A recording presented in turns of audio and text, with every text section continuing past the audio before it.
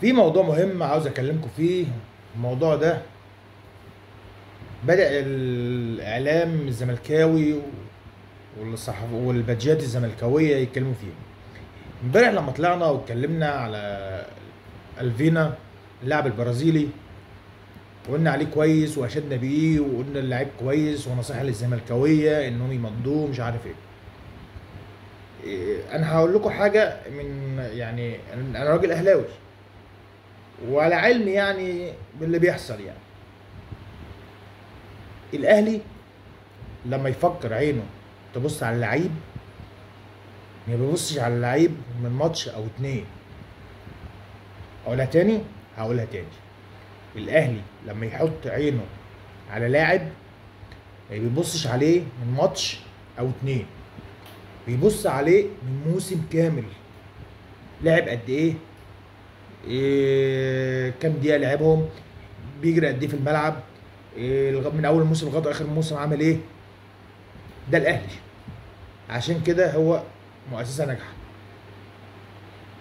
بدأنا بقى نسمع ده الاهلي بيبعت كباري عشان ياخدوا اللعيب، والاهلي حاطط عينه على اللعيب، وبدأت بقى في فيديوهات تطلع ان الاهلي هيخطف اللعيب وعمل له كوبري. يا جماعه ده شغل تحليل بضاعه. في فيديو انا كنت عامله عن جون ادوار، هو راجل ظبط، جاب شويه لعيبه حلوين في الزمالك. هم مش كلهم حلوين، في لاعب او اتنين حلوين زي الفينا او شيكو بانزا، لسه برضو يعني عليه كام كومنت، لسه عاوز اللاعب ده، عاوز كام ماتشات كتير، وعدي الدباغ وادم ناس زياد، بس ابرزهم الفينا.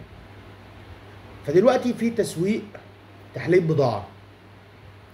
انا لاعب حلو، انا بقول لك لاعب حلو، بس الاهلي ما بيبصش على اللاعب في ماتش او اتنين زينا كلنا كده، لا الموسم كامل.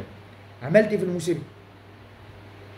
فاللي بيفكر ان هو الاهلي خلاص عاوز ياخده او حط عينه، لا الكلام ده مش هينفع. عشان كمان في حاجه اسمها عندك اللعيبه الاجانب، في نظام عندك اللعيبه الاجانب ما ينفعش عدد غير عدد معين، اللي هم خمسه او سته تقريبا، اللي كان اهل عرض ان يزود وما رضوش. فبلاش تحليل البضاعه ده يا جماعه. ولما اشدنا بالزمالك امبارح واشدنا باللعيب ده، اشدنا بيه عشان لعب ماتش حلو. الجونين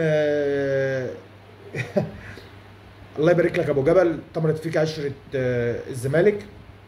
او حاجه ممكن نقول بقى صافي النيه انها غلطه منه وخلاص، مش مشكله، بس ما تحلوش البضاعه. يعني ما تحاولوش تحلوا البضاعه اكتر من كده. اصل البضاعه لما بتتحلى بتسيح وبتبوظ والدبان بيروح عليها.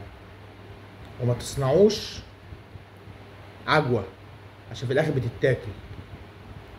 الفينا لعيب كويس، السنه اللي فاتت على الكلام اللي احنا سامعينه من الجماهير الزملكاويه والاعلام الزملكاوي ان احسن سابع وينج يمين على مستوى العالم، ميسي وبعدين هو ماشي. كل دي تحليل بضاعه.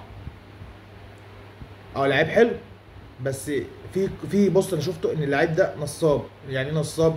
فاهم جماهير الزمالك فبيلعب على مشاعر جماهير الزمالك ازاي. فبلاش تحليل البضاعه، لسه في اول الموسم ولسه بنقول بسم الله الرحمن الرحيم. تمام، سلام.